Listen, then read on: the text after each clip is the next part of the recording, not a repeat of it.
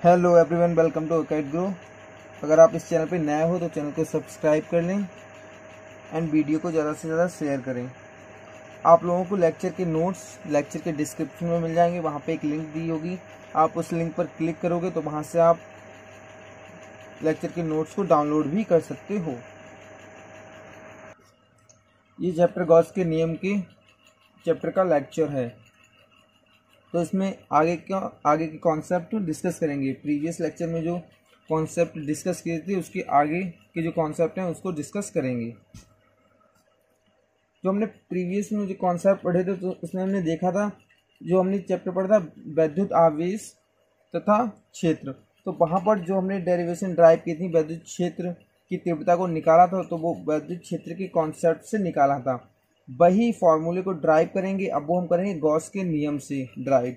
अब हमने गॉस के नियम को हमने पढ़ लिया, तो उस फॉर्मूले से, उस कॉन्सेप्ट से अब वैद्युत क्षेत्र की तीव्रता को ड्राइव करेंगे। तो जो नेक्स्ट कॉन्सेप्ट है वो है अनंत लंबाई के एक समान आवेशित सीधे तार के निकट वैद्युत क्षेत्र की तीव्रता। इसको हम वैद्युत क्षेत्र वाले चैप्टर में भी फॉर्मूले को ड्राइव कर चुके हैं। अब ये वाला जो ड्राइव करेंगे वो करेंगे गॉस के नियम से। तो इसको कैसे ड्राइव करेंगे कि यहाँ पे मानेंगे कि एक तार है जिस पर प्लस क्यू आवेश एक समान रूप से वितरित है। तो गॉस के नियम में जब भी हम गॉस का नियम लगाते हैं तो वहाँ पर हम गॉसियन पृष्ठ लेते हैं। गॉसियन पृष्ठ लेंगे, फिर उस गॉसियन पृष्ठ से जो घिरा हुआ वैद्युत आवेश होता है वो 1/ε0 गुना होता है किसके, वैद्युत फ्लक्स के।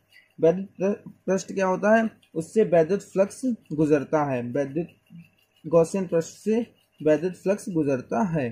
तो यहाँ पे इस तार के कारण हमें वैद्युत क्षेत्र की तीव्रता निकालनी है, तो उसके लिए हम इसके कारण भी एक वैद्युत गॉसियन पृष्ठ खींचेंगे। इसके चारों ओर एक गॉसियन पृष्ठ खींचेंगे। यहाँ पर जो गॉसियन पृष्ठ लेंगे वो लेंगे बेलनाकार आकृति का, बेलनाकार आकृति का। तो इसे गॉसियन बेलनाकार पृष्ठ भी बोलते हैं। तो इसके कारण तार से आर दूरी पर एक बिंदु लेंगे P। तार से आर बिंदु पर एक बिंदु लेंगे P।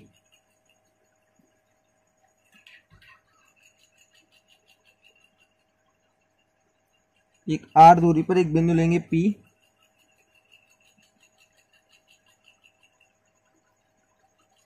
जहां पर हमें वैद्युत क्षेत्र की तीव्रता को निकालना है, जहां पे हमें वैद्युत क्षेत्र की तीव्रता को निकालना है।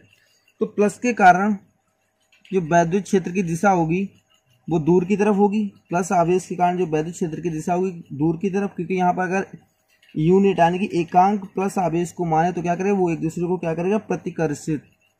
तो यहाँ पर वैद्युत क्षेत्र की दिशा होगी दूर की तरफ। और एक छोटा सा एक अवयव लिया है, तो यहाँ पे इसका जो छोटा सा अवयव है उसकी भी पृष्ठ एकांक की क्या, पृष्ठ के लंबवत दिशा होती है, लंबवत। तो यहाँ पे इसकी भी दिशा होगी DA। जो वेक्टर E और वेक्टर DA की जो दिशा है वो क्या है, समांतर। तो यहाँ पे इनके बीच में जो कोण बनेगा वो क्या बनेगा, जीरो। जीरो यानी कि इनके बीच का जो कोण होगा वो होगा जीरो। अगर यहीं पर जो गॉसियन पृष्ठ रखा हुआ है, यहाँ पर अगर पॉइंट लें, कोई भी अवयव लें छोटा सा, तो उसके कारण देखेंगे तो यहाँ पर प्लस आवेश है, तो प्लस के कारण वैद्युत क्षेत्र की तीव्रता किधर के लिए होगी, दूर की तरफ। वेक्टर E जो वैद्युत क्षेत्र की तीव्रता है वो दूर की तरफ होगी। और इस पृष्ठ की क्या होती है, लंबवत। पृष्ठ के बिल्कुल अभिलंबवत हमेशा एकांक सदिश होता है, यानी कि सदिश क्षेत्रफल सदिश होता है। तो इसीलिए यहाँ पे क्या होगी, ये पृष्ठ दे रखा है तो पृष्ठ के बिल्कुल लंबवत होगी, मतलब अभिलंबवत। तो वेक्टर DA, तो इसके बीच जो एंगल बन रहा है, कोण बन रहा है, वो 90 का बन रहा है। तो वेक्टर E वेक्टर DA को अगर हम यहाँ पर फ्लक्स देखेंगे तो वो क्या होगा, जीरो। फ्लक्स होगा जीरो। तो सिर्फ इसकी जो समतल पृष्ठ है उसके कारण ही फ्लक्स होगा। और ये हमने गॉसियन पृष्ठ माना है, इसकी लेंथ मानेंगे L। बेलनाकार गॉसियन पृष्ठ की जो लेंथ है वो L है। जैसा कि अभी मैंने बोला कि गॉस के नियम से ही इसको प्रूफ करके देखेंगे। और तो क्या करेंगे, गॉस के नियम से, अतः गॉस के नियम से, तो गॉस का नियम क्या है, फाई, यानी कि क्या, वैद्युत, फाई को बोलते हैं वैद्युत फ्लक्स।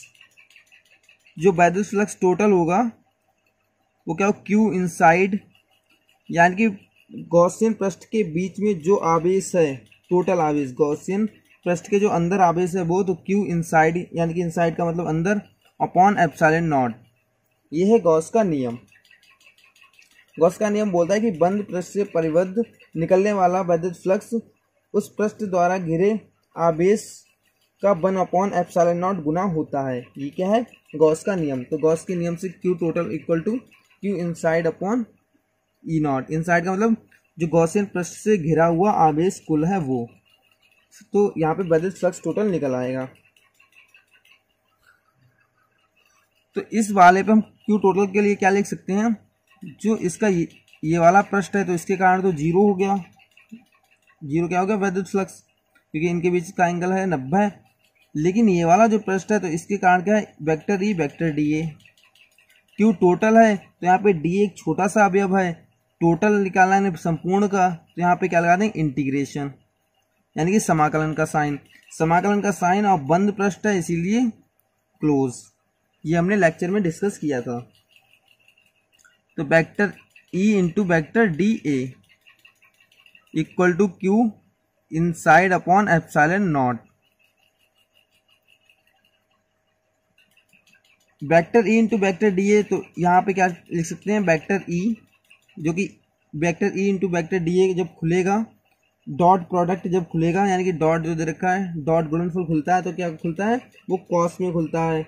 और कॉस थीटा, तो थीटा क्या है, 0, और कॉस 0 का मान होता है 1। तो यहाँ पे सीधे लिख सकते हैं E into D A equal to Q inside. Inside में जो टोटल चार्ज दे रखा है वो है क्यू इनसाइड में, यानी कि जो आवेश, टोटल आवेश दे रखा है, जो पृष्ठ के अंदर टोटल आवेश है वो है क्यू, तो इसे लिख देंगे क्यू अपॉन एप्सिलॉन नॉट। वैद्युत क्षेत्र की तीव्रता तो समान है, क्योंकि समान रूप से वितरित है आवेश एक समान रूप से, तो इसलिए संपूर्ण पृष्ठ पर वैद्युत क्षेत्र की तीव्रता क्या है, समान। तो यहाँ पे डी, ये वाला एलिमेंट बचता है क्यू अपॉन एप्सिलॉन नॉट। जो इस गॉसियन पृष्ठ का क्या है, क्षेत्रफल, डी ए क्या है, क्षेत्रफल, छोटा सा अवयव लिया था गॉसियन पृष्ठ पर, तो इस टोटल का अब यहाँ पे क्या करें, समाकलन। समाकलन का मतलब होता है संपूर्ण का समाकलन। तो संपूर्ण गॉसियन पृष्ठ यानी कि बेलनाकार पृष्ठ का क्षेत्रफल क्या होता है, 2πr_l। तो यहाँ पे क्या लिख सकते हैं, 2πr_l। इसको लिख देंगे समीकरण 1, समीकरण 1 लिख देंगे इसको। जो हम जानते हैं, हम क्या जानते हैं, बेलन के वक्र पृष्ठ का जो क्षेत्रफल होता है वो होता है 2πr_l, 2πr और l लेंथ का दे रखा है तो l, 2πr_l। तो समीकरण 1 से, समीकरण 1 क्या है, E इंटू और डी ए का जो क्षेत्रफल हो जाएगा वो क्या आ जाएगा, 2πr_l संपूर्ण का into Q upon epsilon not. हमें क्या निकालेंगे, वैद्युत क्षेत्र की तीव्रता। तो वैद्युत क्षेत्र की तीव्रता वाला ये टर्म है E, तो E equal to Q upon 2πr_l epsilon not. यहां से हम क्या देख सकते हैं, रेखीय आवेश घनत्व को, क्यू के टर्म में लैम्डा को हम लिख सकते हैं। तो वो कैसे लिखेंगे वो देखेंगे, क्या देखेंगे, रेखीय आवेश घनत्व। तो रेखीय आवेश घनत्व क्या होगा, रेखीय आवेश घनत्व।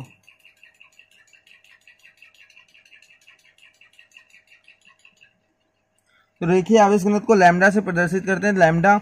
और तार पर जो आवेश टोटल वो कितना है, क्यू, और कितनी लेंथ पे है, एल लेंथ पे है, तो क्यू अपॉन एल ऐसे लिख सकते हैं।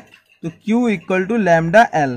तो क्यू की वैल्यू यहाँ पे पुट कर सकते हैं, तो यहाँ पे लिखेंगे E equal to lambda L upon 2πr_l epsilon not. L से एल कैंसिल हो जाएगा, एल से एल कैंसिल हो जाएगा, तो E इक्वल टू आ जाएगा 1/2π epsilon naught into lambda by R. इस तरह से लिख सकते हैं। यदि 1/4πε0 के वैल्यू में लिखना चाहें तो हम लिख सकते हैं E इक्वल टू नीचे भी 2 से मल्टीप्लाई कर दें, ऊपर भी 2 से मल्टीप्लाई कर दें, तो ये हो जाएगा 4πε0 इंटू 2 λ/r। तो जब वैद्युत क्षेत्र वाले कॉन्सेप्ट से इसको डिस्कस किया था तब भी यही फॉर्मूला आया था, और एक इस वाले कॉन्सेप्ट से भी इस तरह से ड्राइव कर सकते हैं इस फॉर्मूले को, गॉस के नियम के द्वारा भी इस तरह से इस कॉन्सेप्ट से ड्राइव कर सकते हैं इस फॉर्मूले को। अब नेक्स्ट कॉन्सेप्ट को देखेंगे। नया जो कॉन्सेप्ट है वो है अनंत विस्तार की समतल आवेशित चादर के निकट वैद्युत क्षेत्र की तीव्रता। यानी कि एक चादर को इंग्लिश में सीट भी बोलते हैं, तो एक सीट पर क्या आवेश दे रखा है, तो उस आवेश के कारण, आवेश पूरी सीट पे फैला हुआ है यानी कि चादर पे फैला हुआ है, तो उसके कारण हमें वैद्युत क्षेत्र की तीव्रता बतानी है कितनी होती है। तो इस कॉन्सेप्ट को डिस्कस करेंगे अच्छे से। जैसे कि एक ही अनंत विस्तार की चादर ले रखी है जिस पर कि +Q आवेश फैला हुआ है पूरी चादर पर, तो इसके कारण हमें निकालें वैद्युत क्षेत्र की तीव्रता। तो वैद्युत क्षेत्र की तीव्रता निकालने के लिए क्या करेंगे, पहले तो क्या करेंगे, एक गॉसियन पृष्ठ लेंगे। तो एक बेलनाकार गॉसियन पृष्ठ लेंगे जो कि इस चादर के आर पार लेंगे। आर पार का मतलब है कि जैसे कि ये चादर है तो यहाँ पर गॉसियन पृष्ठ लेना है, तो कैसे लेंगे, इस तरह से, यानी कि गॉसियन पृष्ठ है तो इधर भी है और इधर भी है, और जैसा इधर है वैसा ही इधर है, यानी कि सममित है, समान है, जैसा इस वाले पृष्ठ पे वैसा ही इस वाले पृष्ठ पर है। जो गॉसियन पृष्ठ लेंगे उसका जो क्षेत्रफल दे रखा है पूरे गॉसियन पृष्ठ का वो दे रखा है, जो कि बेलनाकार है, तो उसका क्षेत्रफल जो है वो a है, जो कि ये बिल्कुल यहाँ पे पॉइंट है, यानी कि यहाँ पे चादर है और चादर के इधर भी है और इधर भी है। तो क्या करेंगे, चादर से r दूरी पर एक बिंदु P लेंगे। यहाँ पे चादर है तो चादर से r दूरी पर एक बिंदु P लेंगे जहां पर हमें क्या निकालना है, वैद्युत क्षेत्र की तीव्रता। तो इस वाले पॉइंट पर जो वैद्युत क्षेत्र की तीव्रता जो प्लस आवेश है, तो प्लस आवेश के कारण क्या होगी, दूर की तरफ, तो वेक्टर E दूर की तरफ, और यहाँ पे छोटा सा अवयव होगा, यहाँ पे छोटा सा, इस वाले प्रश्न में एक छोटा सा अवयव लेंगे DA, छोटा सा अवयव लेंगे DA, तो इसकी भी दिशा पृष्ठ के अवलंबवत होगी, यानी कि दूर की तरफ। ओके, वैसे इधर जैसा है वैसे उसके सममित बिल्कुल सेम इधर भी होगा, तो इससे r दूरी पर एक बिंदु यहाँ पे जो होगा उसे बोल देंगे P डैश, तो उसके कारण जो वैद्युत क्षेत्र की तीव्रता होगी वो भी इधर ही की ओर होगी, वेक्टर E, और उसका जो पृष्ठ होगा वो भी अवलंबवत होगा DA, वेक्टर DA। अच्छे से क्लियर हुआ होगा, ठीक है। r दूरी पर इधर, तो r दूरी पर इधर भी एक पृष्ठ होगा बिल्कुल सेम इसकी तरह, क्योंकि हमने क्या लिखा है, गॉसियन पृष्ठ ले रखा है, बेलनाकार गॉसियन पृष्ठ, तो इसके कारण हमें वैद्युत क्षेत्र की तीव्रता निकालनी है। तो यहाँ पर जो वेक्टर E और वेक्टर DA के बीच जो एंगल बन रहा है, यानी कि जो समांतर है, तो समांतर है यानी कि जो इनके बीच में कोण बन रहा है वो 0 का बन रहा है, और यहाँ पे जो कोण बन रहा है वो भी समांतर है, वेक्टर E वेक्टर DA वो भी 0 का बन रहा है, तो यानी कि वैद्युत फ्लक्स होगा यहाँ पे। लेकिन यहाँ पर अगर इसके गॉसियन पृष्ठ जो ले रखा है उसके पृष्ठ पर अगर हम यहाँ पे एक छोटा सा अवयव DA लें, तो पृष्ठ के अवलंबत एक छोटा सा क्षेत्रफल होगा DA, वेक्टर DA, और इसके कारण एक वैद्युत क्षेत्र भी होगा, तो ये प्लस चार्ज है तो इससे दूर की तरफ होगा इस दिशा में, वेक्टर E। तो इनके बीच जो एंगल बन रहा है, कोण बन रहा है, वो 90 का बन रहा है, तो 90 का बन रहा है, तो फाई इक्वल टू होता है vector E into vector DA। तो डॉट वाला जो प्रोडक्ट खुलता है वो कॉस थीटा में होता है, तो कॉस 90 का मान होता है वो 0 होता है, तो इसके कारण जो फ्लक्स होगा वो 0 होगा, इस वाले पॉइंट के कारण जो फ्लक्स होगा वो 0 होगा। और जो सिग्मा है इस पर पृष्ठ आवेश घनत्व दे रखा है, इसका जो पृष्ठ ये आवेश घनत्व वो है सिग्मा। तो जैसे कि इसमें भी हम निकालेंगे वैद्युत क्षेत्र की तीव्रता, अच्छे से डायग्राम अच्छे से समझ में आ गया होगा। तो गॉस के नियम से, अतः गॉस के नियम से जो गॉसियन पृष्ठ है वहां पे मानेंगे क्यू आवेश है, गॉसियन पृष्ठ में जो आवेश है वो क्यू है, प्लस क्यू आवेश है गॉसियन पृष्ठ में। तो यहाँ पे लिखेंगे phi total equal to Q inside upon epsilon not, यानी कि टोटल जो आवेश है वो टोटल जो फ्लक्स है गॉसियन पृष्ठ द्वारा गुजर रहा है उस पृष्ठ के अंदर जितना भी आवेश है वो अपॉन एप्सिलॉन नॉट। तो क्यू टोटल क्या होगा, एक क्यू पी वाले पृष्ठ के कारण भी होगा और एक क्यू पी डैश वाले पृष्ठ के कारण भी होगा। तो यहाँ पे लिखना चाहो तो एक स्टेप ऐसे लिख सकते हैं, five P plus five P dash equal to Q inside upon epsilon not. और हमें टोटल निकाला तो हमें क्या करना है, गॉसियन पृष्ठ दे रखा है तो डायग्राम बनाना है। तो पी के कारण क्या है, ई इंटू डी ए वेक्टर फॉर्म में, प्लस इसके कारण भी समाकलन छोटा सा अवयव ले रखा है, समाकलन लगाएंगे जिससे कि पूरे पृष्ठ का कैलकुलेट कर लेंगे। तो vector E into vector D A, क्योंकि दिशा समान ही है, equal to Q inside upon epsilon not, Q inside upon epsilon not. इस तरह से हो जाएगा। तो यहाँ पे हो जाएगा E D A plus E D A, क्योंकि इनके बीच का कोण है 0, तो यानी कि ई और डी ए में खुल जाएगा, ओपन हो जाएगा ये, equal to Q upon epsilon not, यानी कि इनसाइड में जो चार्ज है वो क्यू दे रखा है टोटल, जो कि आपको थ्योरी में मिल भी जाएगा, जो कि आप नोट्स में पढ़ भी सकते हैं।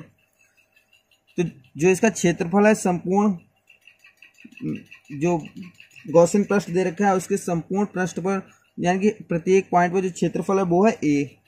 तो यहाँ पे हो जाएगा E A plus E A equal to Q upon epsilon naught. तो ई ए हो जाएगा 2EA equal to Q upon epsilon naught. तो यहाँ पे आपकी वैल्यू जो वैल्यू आ जाएगी वो अभी यहाँ की वैद्युत क्षेत्र की तीव्रता निकालनी है। उससे पहले हम क्या देखेंगे, पृष्ठीय आवेश घनत्व को। तो पृष्ठीय आवेश घनत्व, पृष्ठीय आवेश घनत्व क्या होता है, उसे सिग्मा से प्रदर्शित करते हैं। क्यू जो कि इस गॉसियन पृष्ठ के द्वारा जो आवेश है टोटल घिरा हुआ क्यू, और कितने क्षेत्रफल में, ए क्षेत्रफल में है, अपॉन ए। तो यहाँ से निकाल सकते हैं क्यू इक्वल टू सिग्मा ए। तो क्यू इक्वल टू सिग्मा ए हम यहाँ पे पुट कर सकते हैं।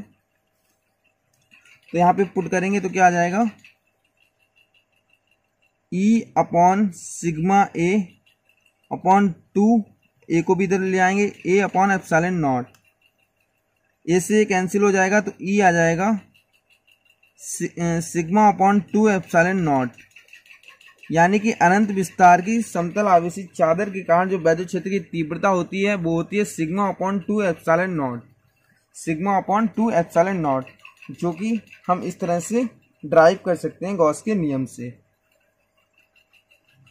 तो सिग्मा क्या है, पृष्ठ आवेश घनत्व, एप्सिलॉन नॉट क्या है, परावैद्युतांक की वैद्युतशीलता, और ई क्या है, वैद्युत क्षेत्र की तीव्रता, जो कि निकालनी थी, वैद्युत क्षेत्र की तीव्रता,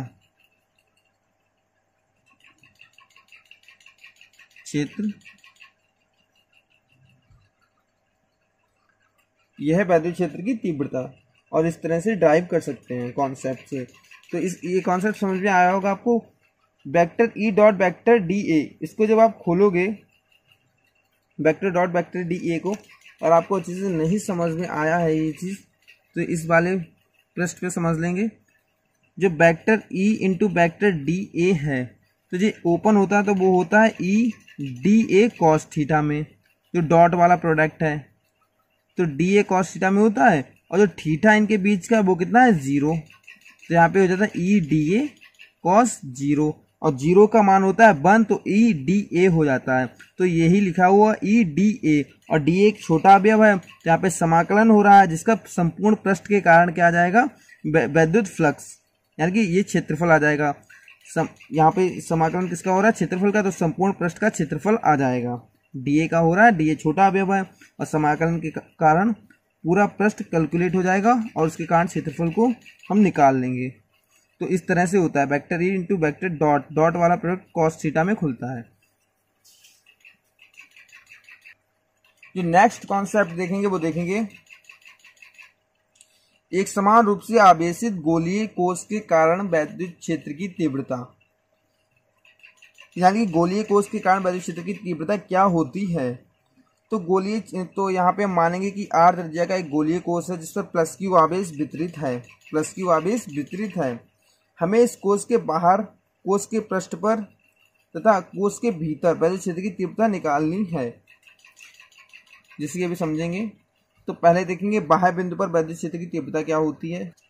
जैसे कि एक गोलीय कोश दे रखा है, ये वाला, ये R त्रिज्या का गोलीय कोश है और इस पर प्लस क्यू आवेश फैला हुआ है। हम यहाँ पे एक बाहर के लिए एक पॉइंट मानेंगे P, क्योंकि बाह्य बिंदु पर निकाल तीन तरह से निकल सकती है। एक बाह्य बिंदु पर गोलीय कोश के वैद्युत क्षेत्र की तीव्रता, एक पृष्ठ पर वैद्युत क्षेत्र की तीव्रता और एक पृष्ठ के अंदर वैद्युत क्षेत्र की तीव्रता। तो पहले निकालेंगे बाह्य बिंदु पर, फिर पृष्ठ पर और फिर अंतः बिंदु पर निकाल के देखेंगे वैद्युत क्षेत्र की तीव्रता गोलीय कोश के कारण क्या होती है। तो सबसे पहले गॉस के नियम से जब भी हम वैद्युत क्षेत्र की तीव्रता को निकालते हैं तो क्या करते हैं, गॉसियन पृष्ठ को खींचते हैं। तो यहाँ पर अगर P बिंदु माना है तो P बिंदु पर एक गॉसियन पृष्ठ को खींचेंगे। तो एक गॉसियन पृष्ठ ले लेंगे। तो गॉसियन पृष्ठ जो लेंगे वहां से R दूरी पर, यहां से जो R दूरी पर एक बिंदु लेंगे P, एक बिंदु P लेंगे जहां पर हमें वैद्युत क्षेत्र की तीव्रता को निकालना है R दूरी पर। तो यहाँ पे लिख सकते हैं हम R ग्रेटर देन R, यानी कि R जो है वो ग्रेटर देन R है, मतलब कि R जो स्मॉल r दे रखा है वो R से बड़ा है। तो इस तरह से लिख सकते हैं। तो P वाले पॉइंट पर जो प्लस क्यू आवेश के कारण जो वैद्युत क्षेत्र की तीव्रता होगी वो क्या होगी, दूर की तरफ वेक्टर E, और यहाँ पे गोलीय जो गॉसियन पृष्ठ ले रखा है इस पर एक छोटा सा अवयव लेंगे, बोलेंगे DA, छोटा सा अवयव DA। तो इसकी दिशा को बता रहे हैं तो दिशा यानी कि वेक्टर लगा देते हैं ऊपर के लिए, वेक्टर यानी कि दिशा को बताता है। तो यहाँ पे ऐसे ही संपूर्ण पृष्ठ के कारण, छोटे से अवयव के कारण निकालेंगे तो संपूर्ण पृष्ठ के कारण कैलकुलेट कर लेंगे समाकलन के द्वारा। अब देखेंगे अतः गॉस के नियम से,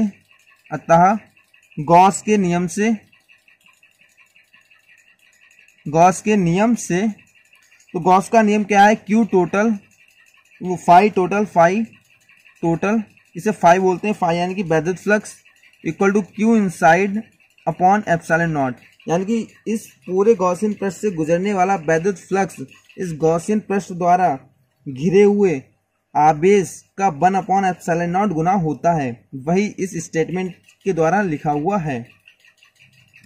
तो जो क्यू टोटल होगा वो कितना होगा, छोटा सा अवयव है इसीलिए क्या लिखेंगे, समाकलन लगा देंगे, और पृष्ठ गॉसियन पृष्ठ है तो बंद है तो यानी कि ये बंद वाला लगा देंगे इस तरह से समाकलन को, इंटू वेक्टर DA। इनके भी जो कोण है वो क्या है, 0 का है, और जो क्यू इनसाइड में जो आवेश है वो है प्लस क्यू, तो यहाँ पे क्यू लिख देंगे upon epsilon not, vector E into vector DA। यहाँ पे जो समांतर है तो क्या होगा, एंगल 0 होगा, एक बार लिख के दिखा देंगे, vector E into vector DA cos theta, तो थीटा क्या होगा 0 degree equal to Q upon epsilon naught. समांतर में यानी कि समांतर में तो एक ही दिशा में तो 0 कोण है, तो 0 की वैल्यू 1 होती है, तो ये हो जाएगा E वैद्युत क्षेत्र जो कि प्लस क्यू आवेश एक समान रूप से वितरित है, तो प्रत्येक बिंदु पर वैद्युत क्षेत्र की दिशा, तो वैद्युत क्षेत्र एक समान ही होगा। तो E जो DA छोटा सा अवयव ले रखा है तो उसका समाकलन हो जाएगा Q अपॉन एप्सिलॉन नॉट। ये गॉसियन पृष्ठ क्या है, गोल गॉसियन पृष्ठ दे रखा है, तो इसका जो पृष्ठ होगा, गोल यानी कि एक गोला दे रखा है, तो गोले का जो वक्र पृष्ठ होता है वो होता है 4 पाई आर स्क्वायर। गोले का जो वक्रीय पृष्ठ होता है वो होता है 4 पाई आर स्क्वायर। चूंकि यहाँ पे देख लेंगे जो DA दे रखा है वो क्या है, गोले का वक्र पृष्ठ जो कि है 4 पाई, और जो R कितना डिस्टेंस दे रखा है केंद्र से वो दे रखा है R, तो R स्क्वायर, ये क्या है, गोले का वक्र पृष्ठ, गोले का वक्र पृष्ठ। तो यहाँ पे पुट कर देंगे वैल्यू, ये आ जाएगी E into 4 pi R square equal to Q upon epsilon naught. तो यहाँ पे वैद्युत क्षेत्र की तीव्रता जो आ जाएगी वो आ जाएगी 1/4πε0 इंटू Q/r²।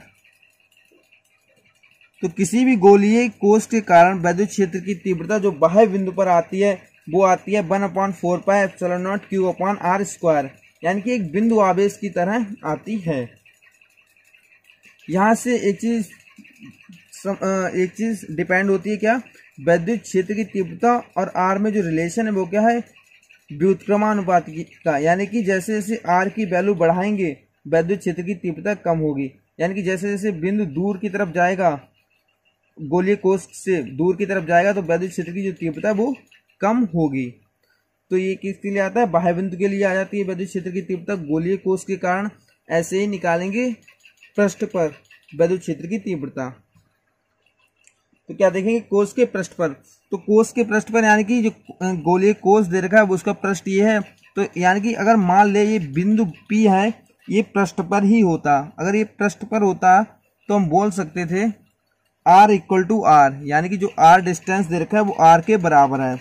R डिस्टेंस जो दे रखा है वो R के बराबर है। अगर ये P वाला पॉइंट इस वाले बिंदु पर होगा, हमें कोष के पृष्ठ पर ही निकालना है, तो R इक्वल टू R बोल सकते थे। तो इस वाले समीकरण जो हमने वैद्युत क्षेत्र की तीव्रता निकाली है बाह्य बिंदु पर, अगर हम R की जगह R लिख दें तो ये गोलीय कोष के पृष्ठ पर वैद्युत क्षेत्र की तीव्रता का फॉर्मूला आ जाएगा।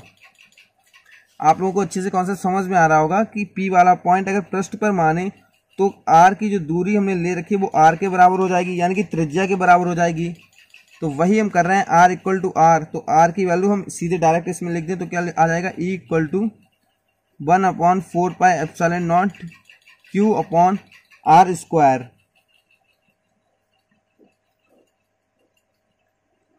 तो यहाँ पे मेंशन कर दे रहे हैं कि ऊपर वाले फॉर्मूले से, या फिर यहाँ पे क्या किया कि R जो दे रखा है R दूरी पर था, अब पृष्ठ पर निकालने के लिए क्या किया? R डिस्टेंस है, पृष्ठ पर कितना डिस्टेंस है? R डिस्टेंस है। किसी भी पृष्ठ पर क्या होगा कि पृष्ठ के किसी भी बिंदु पर केंद्र से जो डिस्टेंस है, दूरी है, वो R है। तो यहाँ पे हम लिख सकते हैं E इक्वल टू 1/4πε0 Q/r²। तो ये क्या? पृष्ठ के गोलीय कोष के पृष्ठ पर वैद्युत क्षेत्र की तीव्रता का फॉर्मूला आ जाता है। तो इस तरह से हम कोष के पृष्ठ पर निकाल सकते हैं वैद्युत क्षेत्र की तीव्रता को। ऐसे ही देखेंगे आंतरिक बिंदु पर वैद्युत क्षेत्र की तीव्रता क्या होगी। तो देखेंगे आंतरिक बिंदु पर वैद्युत क्षेत्र की तीव्रता क्या होगी। तो उसके लिए जो डायग्राम है वही वैसा ही डायग्राम है। R त्रिज्या का गोलीय कोष है जिससे पृष्ठ की आवेश फैला हुआ है। तो आंतरिक बिंदु पर मानेंगे एक बिंदु P है जहां पर वैद्युत क्षेत्र की तीव्रता निकालनी, P डैश मान लेंगे। तो उसके लिए क्या करेंगे? गॉसियन पृष्ठ लेना होगा, क्योंकि वैद्युत क्षेत्र की तीव्रता अगर गॉस के नियम से निकालेंगे तो वहां पे गॉसियन पृष्ठ लेना होता है। इस तरह से गॉसियन पृष्ठ लेंगे तो इससे R दूरी पर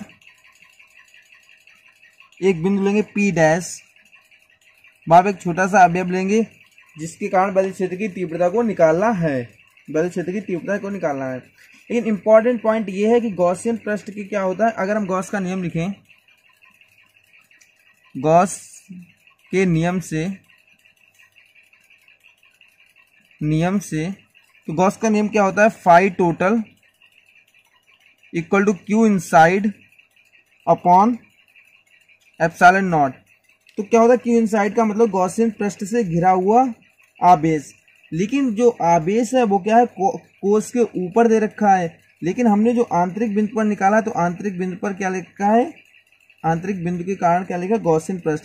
तो इस वाले गॉसियन पृष्ठ से जो घिरा हुआ आवेश है वो क्या है? 0, क्योंकि पृष्ठ पर दे रखा है आवेश और हमने क्या लिखा? आंतरिक बिंदु पर। और आंतरिक बिंदु पर जो गॉसियन पृष्ठ से घिरा हुआ आवेश है वो क्या है? 0, शून्य।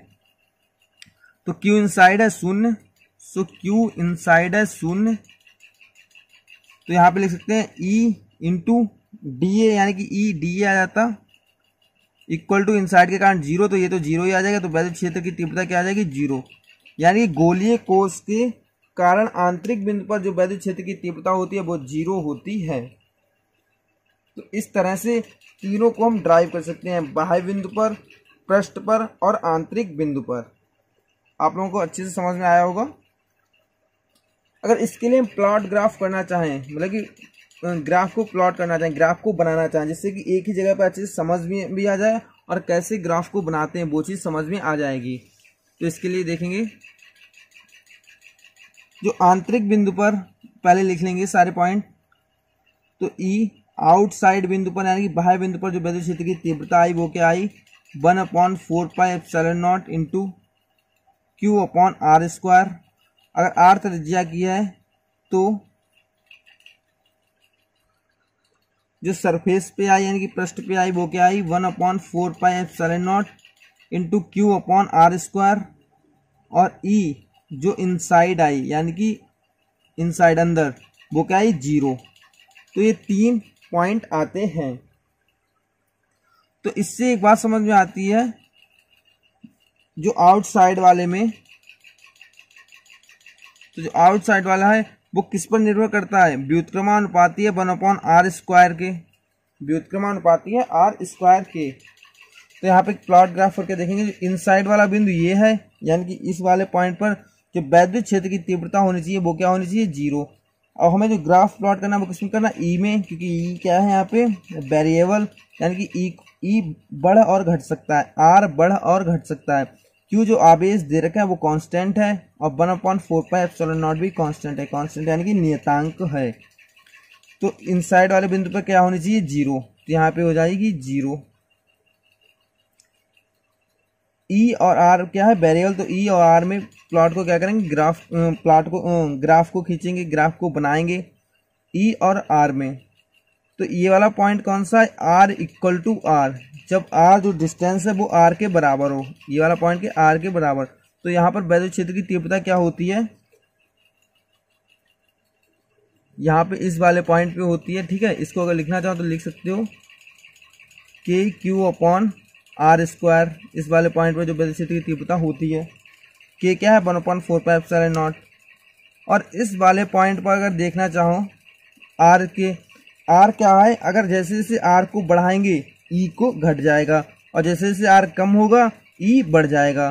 तो जैसे जैसे R को क्या करेंगे दूर ले जाएंगे, मतलब इस वाले जो डायग्राम दे रखा है इससे दूर की तरफ ले जाएंगे तो E क्या करेगा घटेगा, तो E क्या करेगा नीचे की तरफ जाएगा घटेगा। तो जो इसका ग्राफ आएगा वो कुछ इस तरह से आएगा, इस तरह से आएगा, क्योंकि E जो है आउटसाइड वो क्या है 1/r²। जैसे जैसे r बढ़ेगा, जैसे जैसे r बढ़ रहा है E घटेगा, जैसे जैसे r बढ़ रहा है E घट रहा है। फिर से समझ लेना, r बढ़ेगा तो E घटेगा। तो इसका जो ग्राफ आएगा वो इस तरह से आएगा और r = r वाले पॉइंट पर जो ग्राफ आएगा वो यहाँ पे आएगा।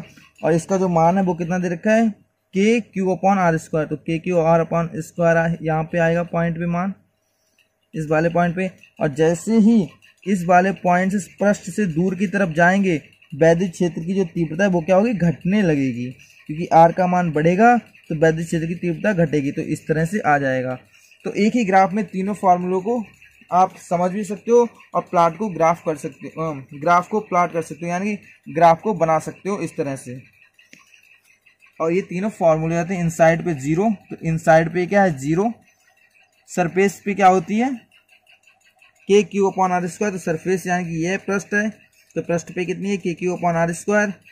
और आउटसाइड पे क्या है E inversely proportional to 1/r², जिसे कहते हैं व्युत्क्रमानुपाती। R बढ़ाएंगे तो E घटेगा, तो ये वाला आउटसाइड के लिए है।